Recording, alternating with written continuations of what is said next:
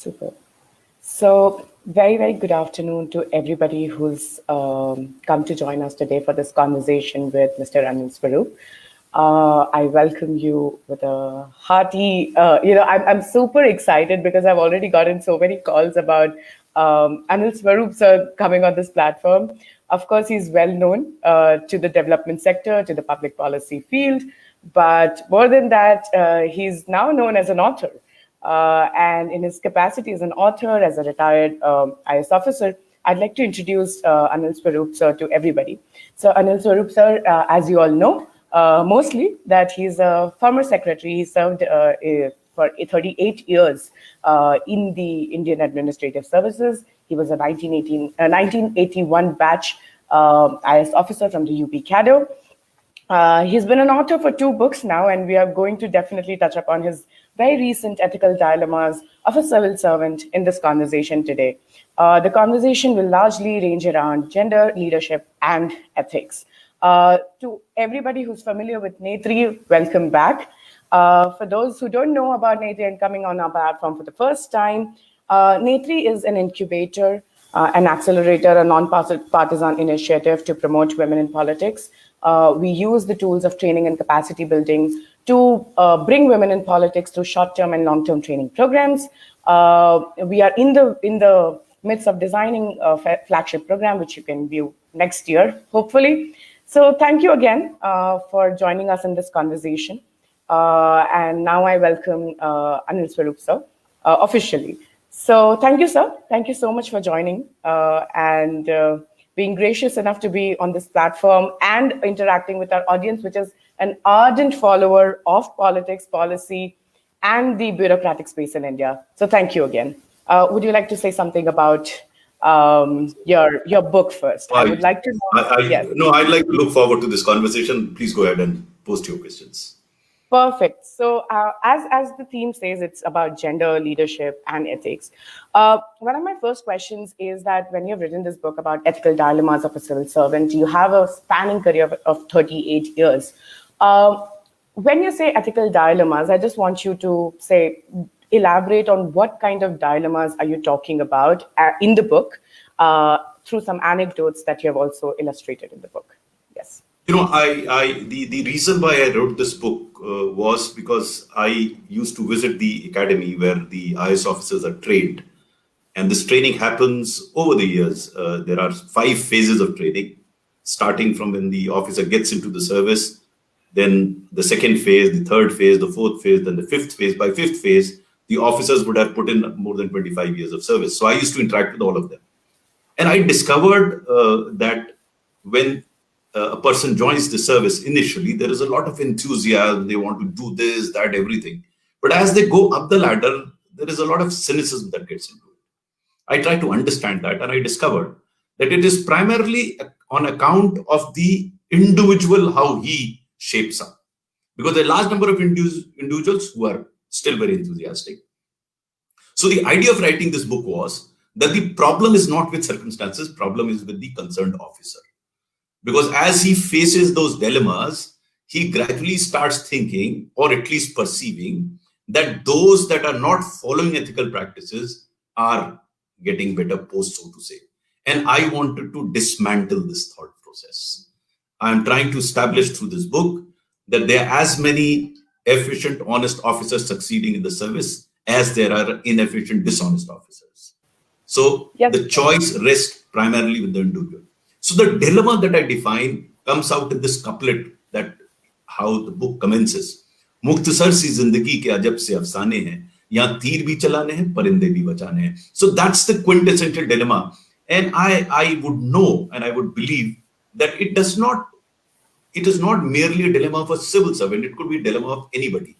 Because in a complex society, in a complex arrangement, you have to be careful about how you go about it, and you have to make choices. And the making of choices is the dilemma.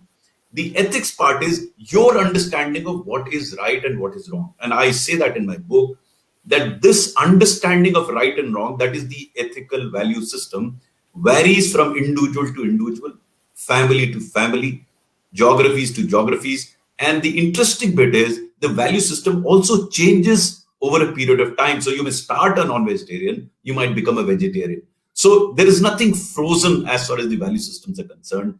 The person has to decide for himself what he thinks is right and wrong. Once his actions are in sync with what he thinks is right and wrong, he will not come to grief. The problem arises when that sync goes missing, when there is a disconnect between what you think is right and wrong and what you actually do. And that gets panned out in my book. In the ultimate analysis, and that's the last couplet that I use in my book, the message that I want to deliver is everything depends on the individual.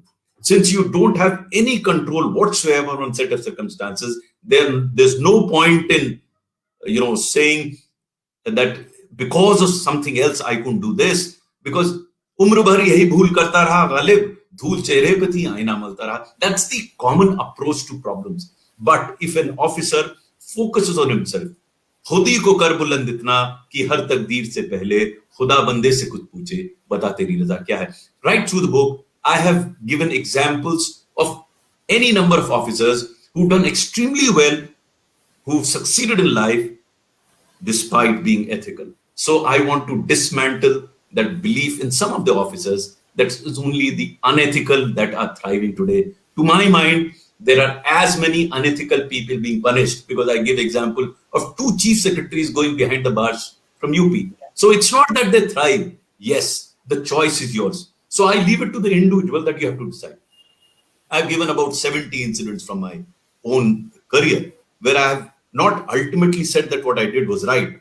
What I say is this is what I did. Now I leave it to the reader to decide whether as per his estimation, what I did was ethical or non-ethical. So for example, I say that when I had come back to Lucknow after having done a stint as district magistrate, I was posted as a special secretary to the chief minister, who was Mr. Kalyan Singh. I was also his director information and personal relation. In that capacity, I used to go every morning to brief him about what was there in the media. In those days, we didn't have the social media. I remember walking into his room early in the morning at his residence. The chief secretary and DGP were already there, and there was a heated discussion going on. The chief minister was a bit upset, and the subject was that he had to address 7 election meetings in a by-election that was to take place in Etawah, and he was very upset.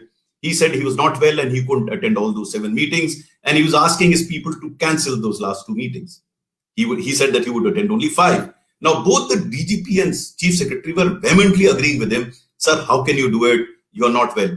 Now, I stood there, heard them for a while. Now, it was probably not ethical of me to get into this business of politics. That was not my job. But I couldn't hold myself. So I told the chief minister, sir, just a few days before I was district magistrate Lakhimpur Kheri. And when chief ministers came to a district, there's a lot of preparation, excitement, anticipation. My suggestion is go for a minute, just fold your hands, don't speak anything, but don't cancel the meeting. He was very annoyed. He looked at me and said, how can I do that? And the moment he said that, how can I do that? The chief secretary started nudging me. And he asked him, probably prompting me to keep shut. But I carried on. I told the chief minister, sir, my job is to give you my advice. You have to take a call whether you want to do that or not. The nudging increased even further. After that, there was a pin drop silence for 15 seconds. And then the chief minister turns towards me and says, Anil ji, aap theek keh rahe hain. You are right. The moment he said that, the chief secretary stopped nudging immediately. And he said, yes, sir, bilkul theek keh raha hai. I narrate this as an incident because it's a personal choice what you want to do. I don't say whether I should have, indulged in a political rai or not. Maybe now I will not do it. But at that point in time, I thought it was my duty to tell him that he might stand to lose by not going there. So I suggested that. So the dilemma is the choice whether you should or you shouldn't. Now, throughout my career, to begin with, I had these dilemmas in my mind. As I proceeded up, I discovered that I was getting very clear in my mind. At the end of my career, there was no dilemma in my mind. In fact, there were dilemmas, but in my mind, I was clear. This is what I'll do. I'll face the consequences. So that's, in brief, ethical dilemmas of the police. Very, very beautifully illustrated, and I can't wait to get hold of the book now. And so does our audience, hopefully. But I've taken something from this conversation, which I'll weave into my next question, which is that you have placed a lot of importance on the individual himself or herself. But also we understand that all of us operate within a society. All of us operate within networks. There are hierarchies.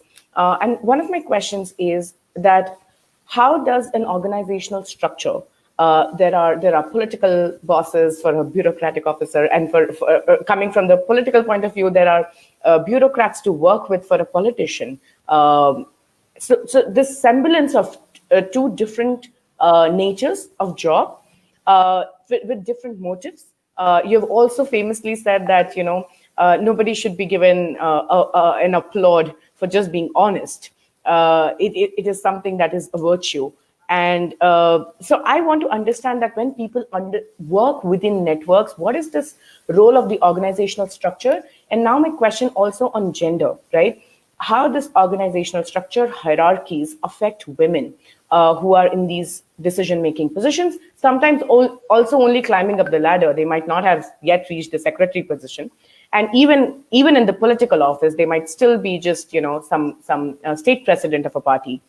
And they are still, say, contesting, and they might be an MLA, but later on they are also planning to become an MP. So now these are dilemmas that will also come in, whether or not and how to operate in an organizational structure. And to illustrate more on the organizational structure of the bureaucratic services as it is in India. Let us try and understand this very clearly. And what I say is totally gender neutral. What I say is you can do nothing to others. This is all our time is spent on doing something to someone else, whether it's organizational structure or another institution or another individual. All our discussions are, what should you do? My take through my 38 years, and I discovered that gradually, that I can't do a nut to anybody else. The focus has to be totally on yourself. What can you do? How do you conduct yourself? Because if any control you have is on yourself and nobody else, and this is totally gender neutral. It's nothing to do with men, women, girl, boy. No, because the moment you start focusing on others, you lose focus on yourself. However, you have to keep the context in mind. You don't try and change them. I mean, the Mahatma said very clearly, and I totally agree with me, be the change you wish to see in the world. Please don't crib about institutions, organizations, because they are there where they are. Now, how does it help? And I experienced that in my life. The moment you start focusing on yourself and you define your domain, and I am a great believer in defining your domain, that given this organization structure, this is the best that I can do. Now, the next question would be whether I am doing what I can do. That's the first question that I would ask to myself. Once I start doing my job correctly, my experience tells me that you will be in demand to expand your domain. I never went to a politician for any posting. But when there was a crisis in coal sector, they posted me there. I didn't. I could have cribbed and said system is bad, coal is bad. What can you do about it? You can keep cribbing. But can you do a nut about it? You can do a lot to yourself. Now, once you start focusing on yourself, and again, I keep saying it's gender neutral, then your domain will certainly grow. People will start recognizing you. Khudi ko kar buland itna. The whole focus in Khudi. We spent hours and hours in writing and speaking about what others should do. And I call them the quintessential Rai Sahabs, who are giving advice to others. My advice to everyone, if someone seeks, is totally focus on yourself. In fact, I go to the extent of saying, be selfish. हर जना देश के बारे में सोच रहा है, देश का बेड़ा गर्क कर रहा है. हर जना समाज के बारे में सोच रहा है, समाज का बेड़ा गर्क कर रहा है. Why are you hassled about देश and समाज? Be hassled about yourself. Try and see how you can contribute to whatever situation that you are in. You will then perhaps end up changing organizations, but don't start by changing organizations. You have to focus on yourself. So, for example, if you read my book, and I hope you do, there is an example of an organization called Pickup. It was the State Financial Corporation, making loss for 7 years. And I got posted in very strange set of circumstances. How did it happen? It happened because I was earlier I had gone back to UP and I was posted as Secretary of Horticulture. One fine morning, and the situation was so bad at that point in time. Corruption was all over the place. I remember I got a written order from my minister asking me to suspend a deputy director. Now, this minister was authorized to suspend that officer, but no reason was given. So I rang him up. I asked him, sir, why do you want to suspend him? He says, wo mujhse milne nahi aaya. I said, this is shocking. I mean, this is too small a thing. I'll ask him to meet him. So I found out about this officer and I found he was honest, efficient. So I rang him up. I said, why don't you go and meet the minister? He says, sir, मैं उनसे कई बार मिला हूं, लेकिन जैसे वो मिलना चाहते हैं मैं नहीं मिल पा रहा हूं. Now, those in UP understand this language. This guy was expecting some money from him and he was not prepared to give and he wanted to suspend him. I was so distraught that I became a poet and I wrote these lines, cursing everyone around. Sanchay nahi man mein. I was cursing the Almighty. Why did this happen? But you have to find your own answers. The Almighty can help you. I found an answer and I sent the file to the Chief Secretary. The officer was not suspended, but the minister went and met the Chief Minister and I was transferred out. Now, how do I look at it? Transfer is an objective condition. About 20 years ago, when I was transferred out, I felt terrible. On this day, I was absolutely indifferent. So when the Chief Secretary asked me, yaar, us adhikari ko bachane ke chakkar mein tumhara transfer ho gaya. So I told him, sir, kyun pareshan hote? For a civil servant, transfer is like death. It is inevitable. It has to happen. Why worry about it? And I believe in Hindu philosophy. You'll post me somewhere else. No, I'll be reborn. I'll do my job there. Why worry? Now, this was a subjective interpretation of an objective reality that I did not get hassled. Otherwise, I would have got hassled. Now, what am I doing? So when I got posted to the State Financial Corporation, again, there's a full chapter in my book. I don't want to go into the entire story. There I did a few things. This organization turned around. It made profits. Now, the question is, I could have gone there and felt miserable. I tried to do a bit. I managed to do it. It was gradually established my credentials that at some point in time, when the UPA government was in serious crisis, they got me to a cabinet secretariat. Now, I was not aspiring to be there. I was doing what I could do. So I keep telling everyone, stop talking about organizations. Stop blaming organization systems. Look at those people who have been able to perform in these very set of circumstances and seek inspiration from them. Forget looking at organization. If you have to look at organization, look at how you can improve it. But don't curse it. Don't treat it as a reason for you not to do it, because there are a number of people who are able to do things. And this very simply exemplifies. You look at organizations, one person comes at the top, he changes the organization. The other person comes, he feels terrible, others people. Why is it so? And I'm not saying organizations are not important. I'm not saying systems are not important. What I'm saying is you can't do a nut to it. So why discuss it? Discuss it only with the intention of improving yourself, equipping yourself to change that organization. And that's gender neutral, let me tell you. Yeah, because you focused a lot on gender neutrality, but still my question is going to come back and ask you, one thing, definitely what you said, I sort of agree with that, performance is the end game. You've said it again and again, and I have read some of your interviews where you have said that, I will not look at transfers as punishments. I would look at it as an opportunity to go and perform somewhere else. No, please. Yeah. See, first of all, it is not a question of looking at it as an opportunity. No, it's not an opportunity. I am indifferent to it. See, there is a difference between it. I look at opportunities, everything that gets given to me. It's not merely transfers. The moment you convey to the politician that you're not impacted by transfer, let me guarantee, I keep telling my fellow officers, they will not transfer you. They will stop transferring me after that because it didn't make any difference. See, the point is, what is the message you are coming? Again, the focus is on you, not what the other guy is doing. He'll do whatever he'll do, but you can do a lot to yourself. Absolutely. Okay, so I stand corrected there. I think there's a big difference in conveying that it's indifference versus looking at it as an opportunity. Otherwise, you are calling for the bull. So I stand corrected there. But my question, because you have now said that organizations sort of will exist, and there are people who also have the power to change organization. Just an overlap between bureaucracy and politics is that. How we see that the ladders are made in sense of hierarchies again, that you have to climb to the top, but there are also opportunities that catapult you in situations that you have never imagined it before, and your way of handling can change the perception around it, right? But my question, coming back to gender, and is there an impact? There are stereotypes attached to gender. but also regions of the country. That if you're coming from a certain region, you're coming from a certain caste, you're coming from a certain class, but more so also gender. How does stereotypes impact people's style of leadership? Is there are women leaders? And I may say that you've worked with both politicians and bureaucrats, your colleagues, who are women.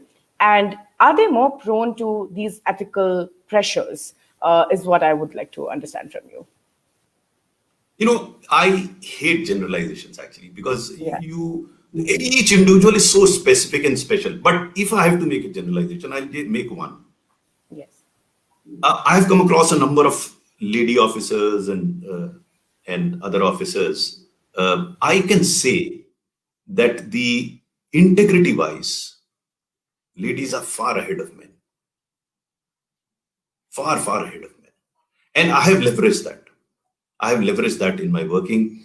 If I had to do anything sensitive and I could confide in a lady officer, and always, not almost always, they didn't let me down. None of them.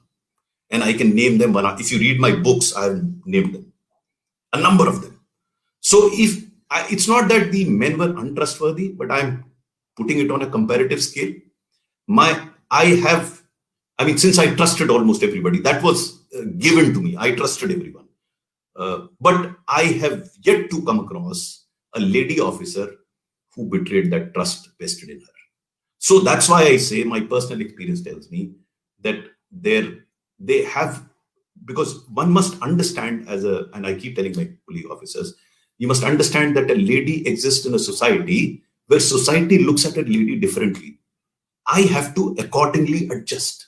I'll have to accordingly accommodate. If I do that, they will more than do for you. In fact, some of them resented my accommodation. They said, "Sir, why are you treating me differentially in terms of giving me more concessions that you would want to give to a colleague?" For example, I never asked anybody to stay beyond 6 o'clock. I myself left the office at 6 o'clock because I organized my work in a manner that after initial 1-2 months, I didn't have to stay. As Secretary Government of India, probably I was the only secretary leaving at 6 o'clock. But I used to try and see that at least the lady officers don't beyond 6 o'clock. In some of the cases, I told them, you have to go home. Forget this. Maybe this differential nature came because at the back of my mind was they may have to do something at home. They have to attend to their children.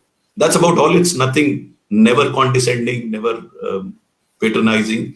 But I was aware of that. And I got back enormous amount of support from them. In fact, in school education sector, I had some absolutely amazing officer. One is presently school education secretary, Anita Karwal. She was chairman CBSE and she was in serious trouble on account of paper leak. And I fought with the minister, not because she was lady, because I felt what she was doing was right. So she was there. There were many other officers that I came across. Absolutely amazing set of officers that I came across. So the only generalization, I hate to do that, is that for pure integrity, if I have to pick amongst the two, I'll pick up a lady officer. Yeah, but beautifully said. Actually, this is something that everybody can take back from this conversation. That how integrity plays a big role, because you do talk about the importance of the individual, and if this is the only generalization you're making, it says a lot about it as well.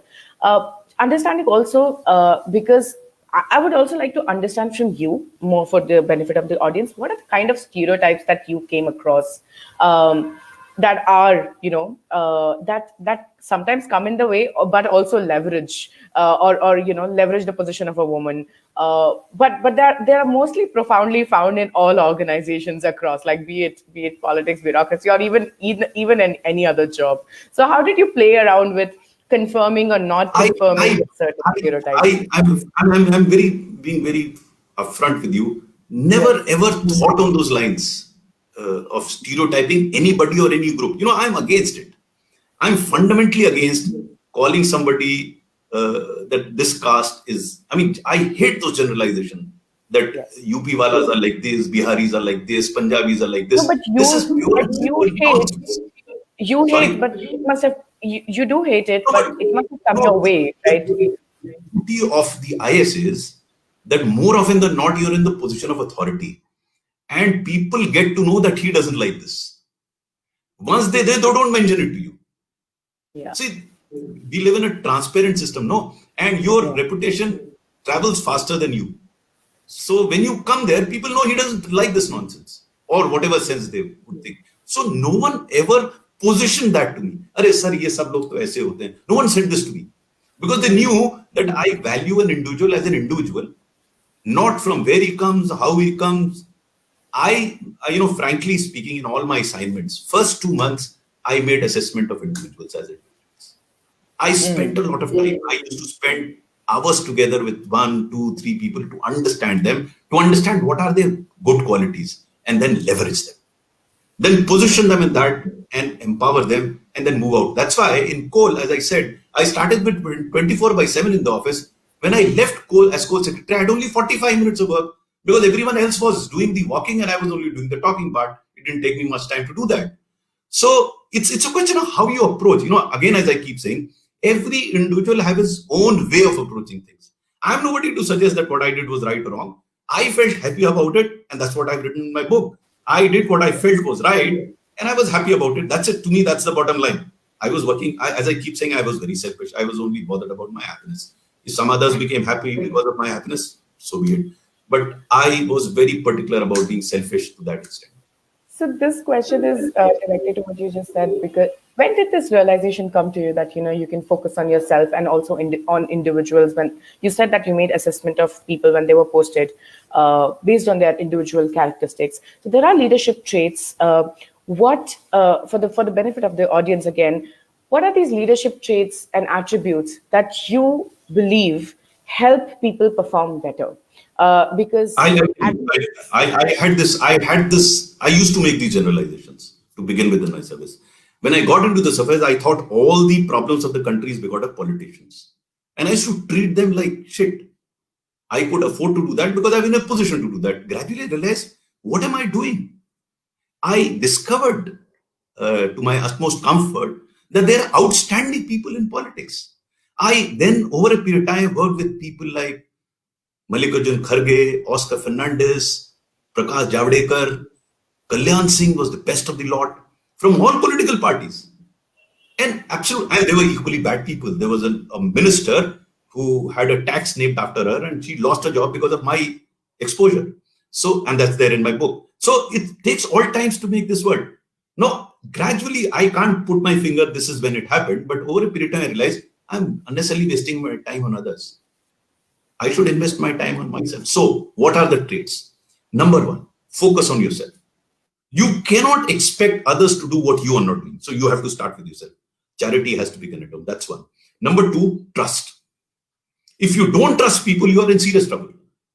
And I see large number of secretaries sitting till 8 o'clock in the night in the secretariat because they don't trust. You trust, because if you trust, then you delegate. If you delegate, your life becomes easy. Then provide protection to your officers. Convey that. If you read my book, there are a number of instances where I protected my officers. They felt protected, and the outcome was phenomenal. I keep telling my colleague officers, your true worth will be determined after you retire, not now. Now you are sitting in a position. Today, if I ring up anyone who's worked with me, he will do anything for me, and I'm not exaggerating. That's the relationship that you develop. So through trust, you develop relationship. And then, of course, you have to have that passion to do it. You have that vision, you have the roadmap, then you have the passion to drive it. So if you have these attributes, and they don't come overnight, you can develop them. You will develop them if you understand the utility of it and futility of other things. That is the first thing. You have to be convinced about what you want to do. If you do it because someone else is telling you to do it, it won't last. But if you develop an interest around it, a passion around it, then things will happen. Whether you read Rhonda Byrne or Paulo Coelho or you read Robin Sharma, everyone is talking about what has been said by Shah Rukh Khan in Om Shanti Om. Sari Kainat. Until you have that passion, leader has to have that passion to drive it, the world will conspire to make it happen. So if you can develop these attributes, and I don't believe in people being born as leaders, if they can evolve, and they can evolve only if they start understanding and feeling and observing the utility of what they're trying to do, not aping somebody else. The problem in our existence is we tend to ape others. I mean, when I was young, though I might still believe to be young, but when I was really young, at that point in time, Amitabh Bachchan and Shatrughan Sinha used to be our heroes. And I used to grow my hair feeling as if I was like Amitabh Bachchan. I mean, when I look at those photographs, I would not like to be photographed again in that hair. But I said that, and we do that. And gradually I discovered, and I've still not been able to fathom, why do people buy Mercedes car? Because no one who owns Mercedes car doesn't drive himself. The pleasure of driving a good car is with the driver. You are sitting in the back seat, which is as good as bad as any other seat. Then I discovered we buy Mercedes car for my Padosi, for him to see that I have a Mercedes car. We don't do it for our benefit. So a lot of clothes we wear, a lot of hairstyle we have, a lot of dyeing of hair that we do is not for ourselves. A lot of it for others. That's where the problem begins. If you feel good about it, do it. So you have to be the center of the universe. If you start believing it as a leader, if you can't be the center of the universe, if you can't feel with the center of the universe, how can you inspire others to do that? This is Something that I'm taking away. This is amazing because I think I was just coming to this question of, what are these leadership models? Because as you said that you are the center of the universe, you have to first feel so important, but also very accepting of the other people in the ecosystem. I would like to understand from you, what are these inclusive leadership traits that you inculcated over the period of time that there were people who were definitely reporting to you. You had such an illustrious career. And there are certain, say, aspirations or inspirations that you left people with, right? So what are these strategies that you very consciously, undertook once you had this realization that you had to somewhere remain the focus, be inspirational through actions? So I want to understand your leadership journey overall. Again, my entire book is about the question that you're asking. I hope you read it, but I'll touch upon some of them. The first and the foremost thing is the discipline part of it. If you are not disciplined, you can't evolve as a good leader. There could be exceptions, but I feel discipline is the key. To give you an example, I used to reach office without failure half an hour ahead of the scheduled time, always. In some places, it was embarrassing because the district magistrates never went to office. I reached the office half an hour ahead of it. But it was such a thing because then I could expect my officers to come on time. Now, if I don't go to office on time, how do I expect? So you have to set an example. I've given a very simple example. There are many such examples. Number two, I started enjoying appreciating others. Many of us don't do that. I revel in it. In fact, I've started a movement called Nexus of Good, and that's all about appreciation. We all love to be appreciated, but we are great conducers in giving appreciation. The anecdote that I was mentioning about the State Financial Corporation, the guy who turned it around was the most corrupt general manager of that financial corporation. That's another ethical issue that I've raised in my book. I called him over for a cup of tea and asked him, यार इस संस्था में कुछ बचा तो है नहीं, अब तुम चूसोगे क्या? He was shocked because no matter how corrupt you are, you will never admit to corruption. And then I told him, बीती ताही बिसार दे आगे की सुगले, जो तुमने किया सो किया. Now you have to help me in turning this organization around. Again, to cut a long story short, we turned it around. The organization made profit. It's a case study after 7 years of losses. And then, of course, since it made profit, the only industry functional in UP at that point in time was transfer industry. So I was transferred out. It didn't really matter to me, but I kept a track of this guy. And people used to tell me, sir, वो तो एक पैसा नहीं लेता, वो लगा रहता है काम पे. तो I called him for a cup of tea and I asked him, यार तुम्हारी लोग बड़ी तारीफ करते हैं, क्या किया तुम? बोला, सर जब आप वो 300 अफसरों के सामने मेरी पीठ थपथपा के कहते थे कि संस्था में जो सुधार हो रहा है वो इसकी वजह से हो रहा है, सर मेरी छाती इतनी चौड़ी हो जाती थी और जो मुझे किक मिलती थी उस समय वो मुझे पहले कभी नहीं मिली. Now that is the kick that I use.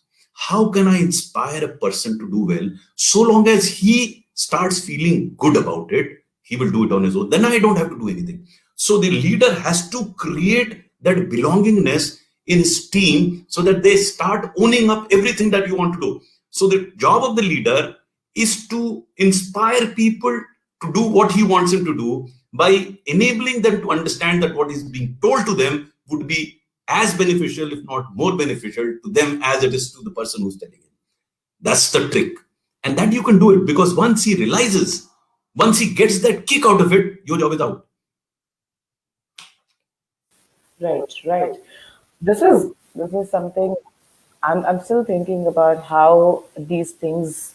Um, you've explained that how you started at somebody as somebody who thought all the problems are because of the politicians and their corrupt nature, and then over the period of time you were able to turn around a corrupt politician, a corrupt I want to just call them an individual, a corrupt individual, to take their job seriously, and and actually biti tahi bisar de or aage ki sud le. I think that impact in itself, even if we have done that for example, we have done that to hundreds of them, but even if we do that to one person, I think that's paying forward, right?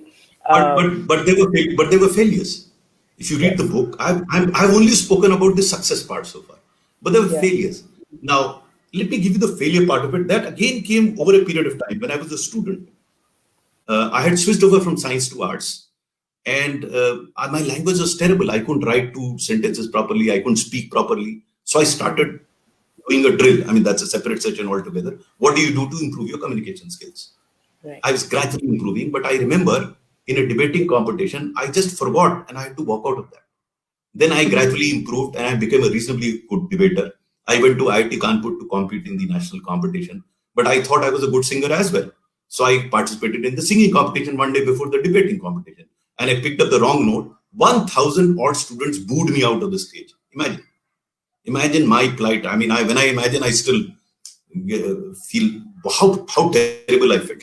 But overcoming that, there was a senior of mine who explained this to me, Biti Tahe Bisardi. He said, "Your forte is tomorrow. Why are you bothered now? And how long can you keep getting stuck in the past?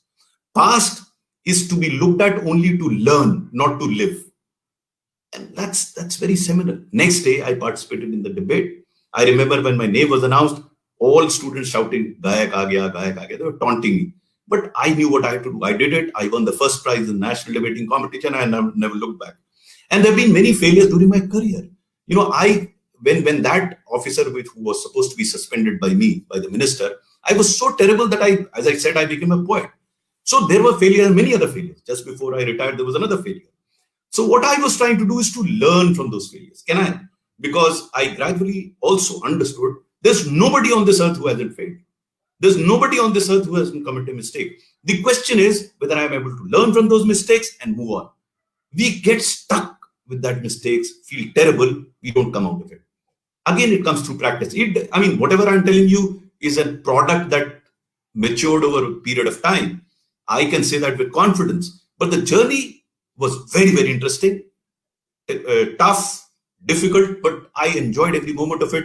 And gradually I started enjoying my failures. Now it might look oxymoron, but I enjoyed my failures because I was discovering where I was going wrong and correcting it. Even now, I've still not arrived, so to say. I'm still traveling and I'm enjoying this journey.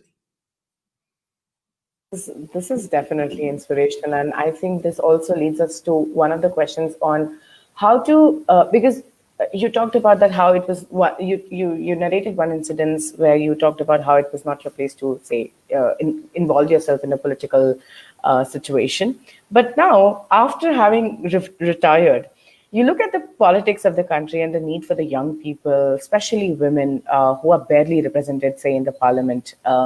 They're 14.3%, and we're approximately 50% of the population. So there is a lot of. I come back to the question that there are expectation pressures, but more than that, what we don't know is what we can achieve by coming into those positions. For example, an IS is something that is very aspirational in this country, right? Every social science student at some point in their life has been told by their parents, even science students for that matter, have been told that why don't you go and prepare for UPSC and join IAS?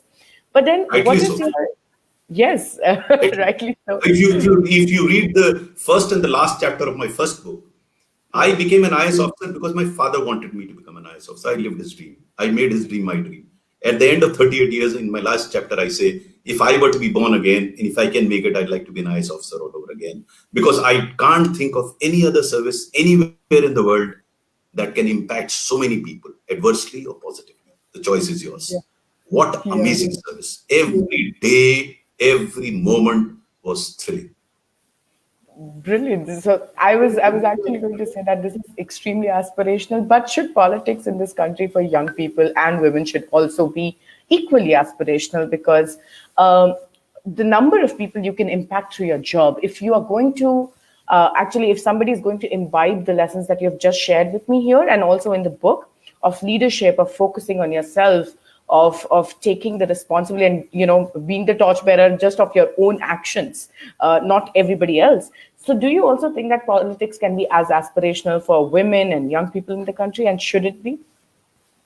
I have never believed in giving gyan. Gyan is something which you have not experienced and you're telling others what to do. So this is actually giving gyan. I'm sure the politics also requires good people, should become aspirational. Beyond that, I will not be able to contribute much because then it's gyan.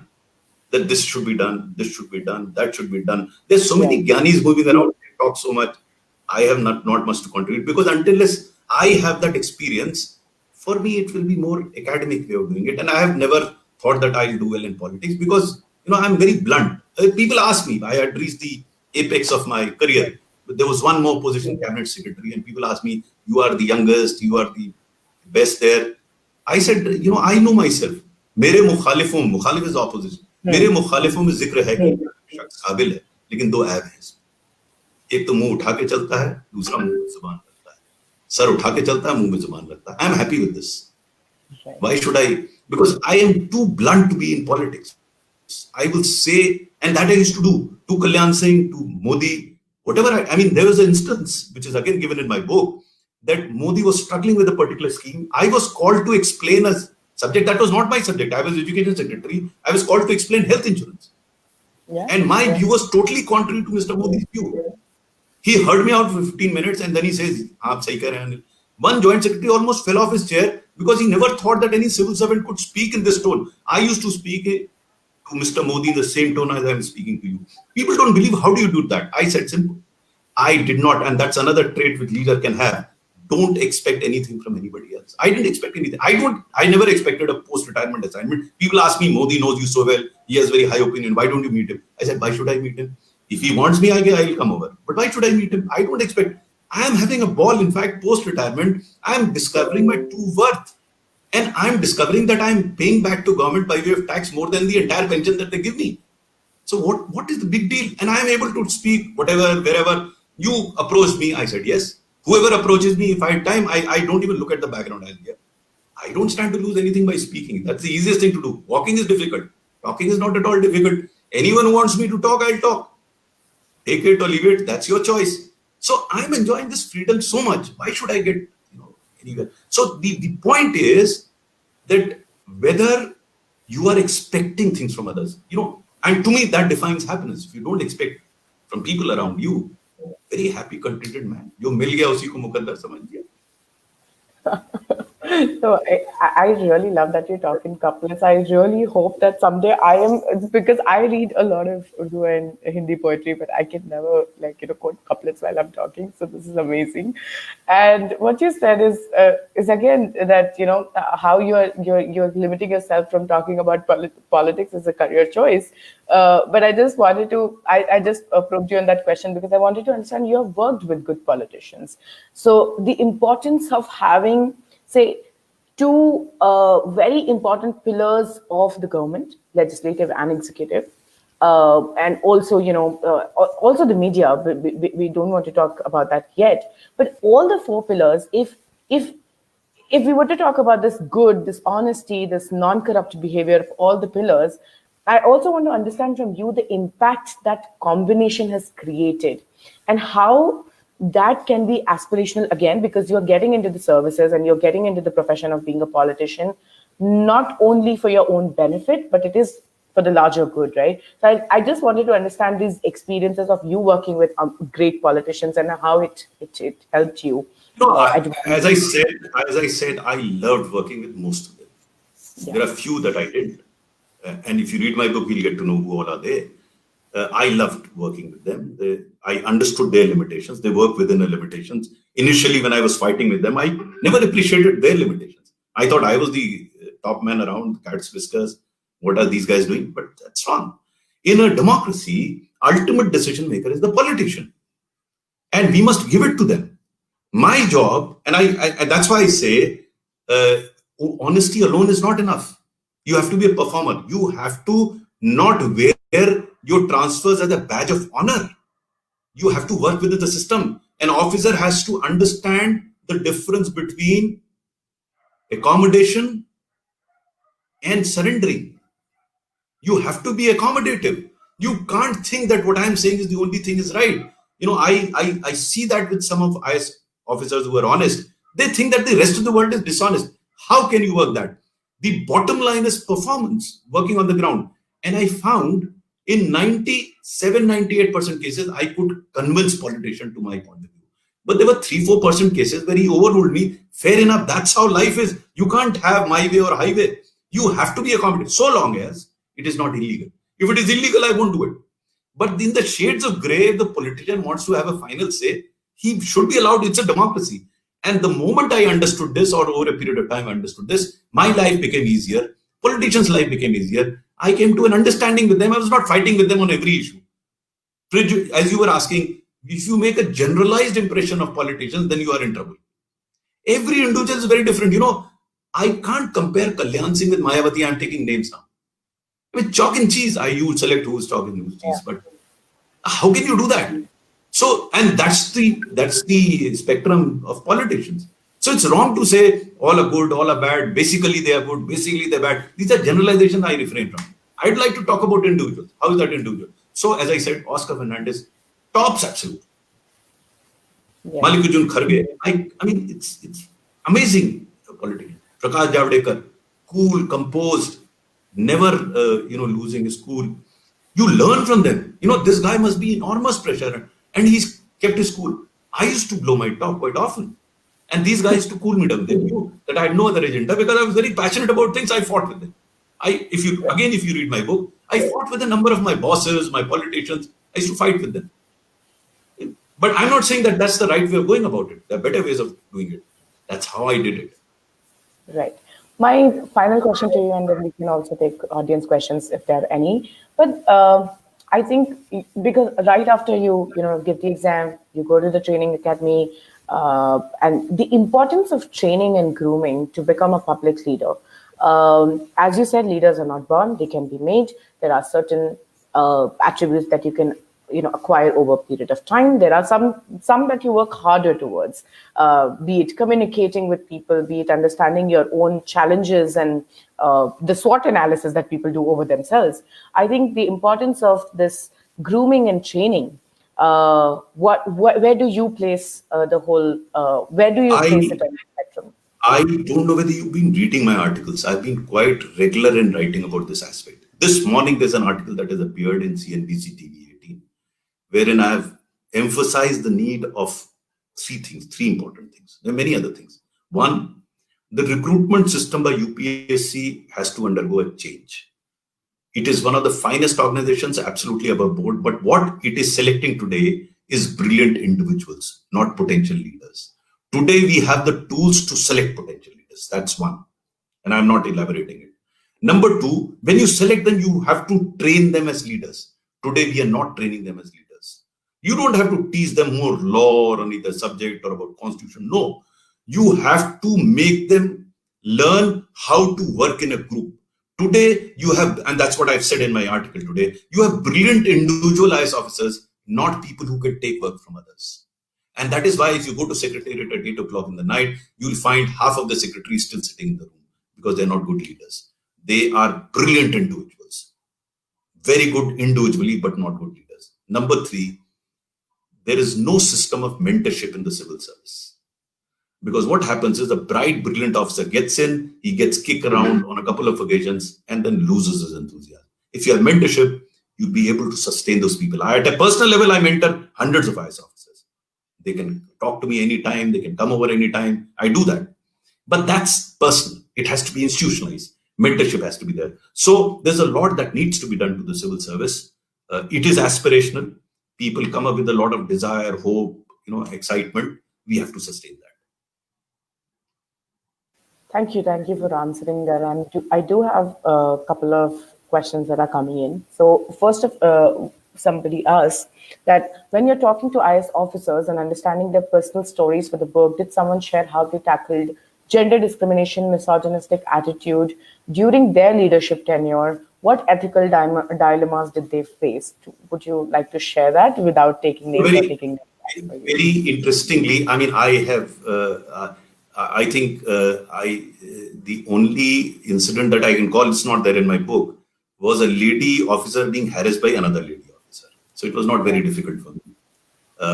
There were one more case where a lady officer was not being treated by another officer. That also was not very difficult.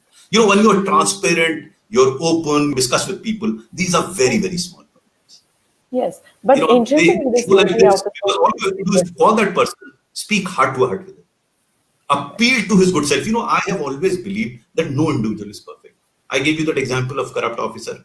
Every individual has its positives and the negative. I've yet to come across a perfect person. So what do? I appeal to his goodness. And if you have that, you know, caliber, if you have that elan, people do listen to you.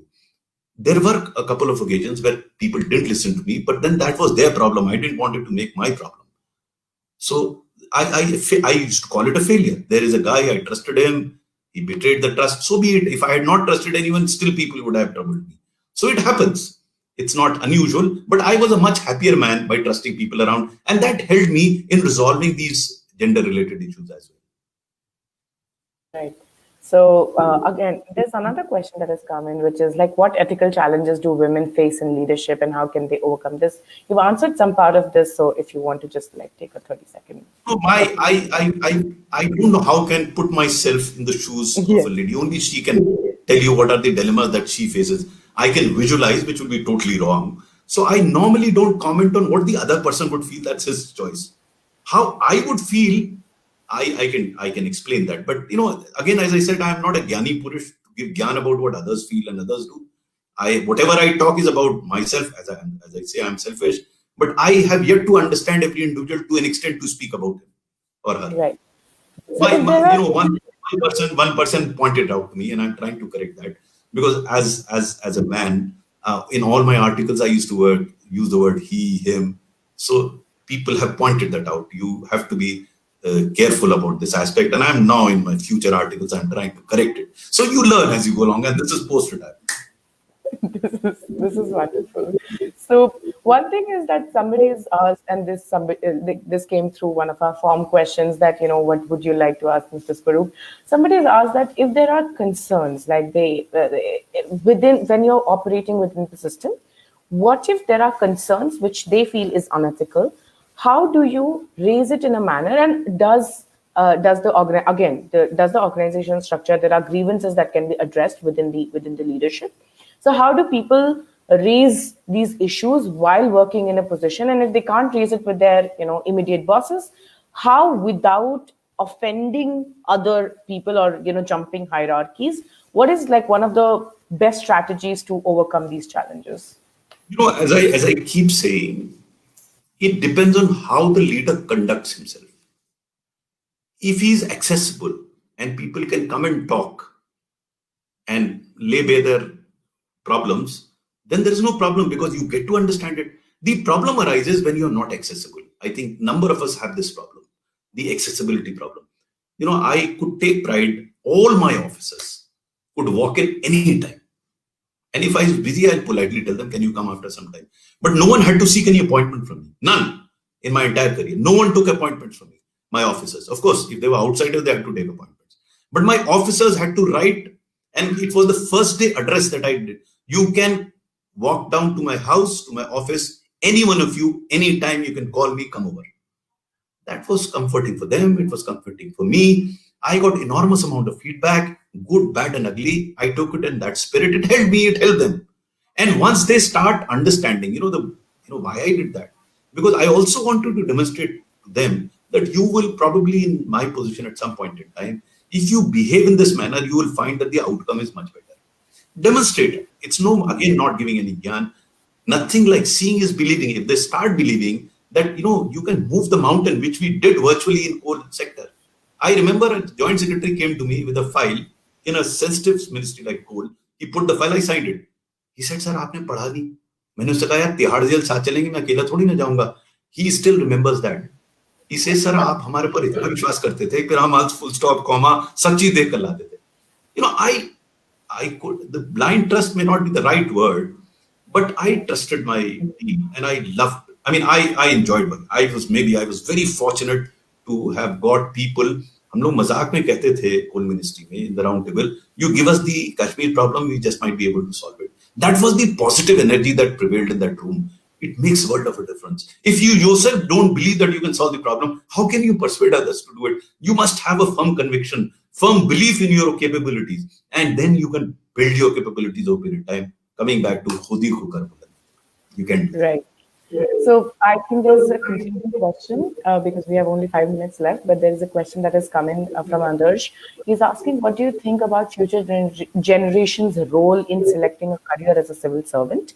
And this is my personal question to you because you talk about performance so much, but the amount of hard work that one has to put in to become such a performer, it is like it requires a lot of diligence, everyday learning, as you have demonstrated, even through so many anecdotes that you continue to learn. So these are two questions: that one, the role of the future generation in selecting civil services as their career, and the amount of hard work it takes to become a performer. First of all, as I said somewhere in between, that I personally feel, and I can give only my opinion, there's no better service than the IS. So that should be an incentive for you to join if you feel it that way. Not to say there are no problems. There are many, many problems, but that's the beauty of it. And that answers the second question. Enjoy whatever you're doing. Hard work, you love it. If you enjoy hard work, nothing like it. So hard work is no hard work. Hard work, wow. Let me do it.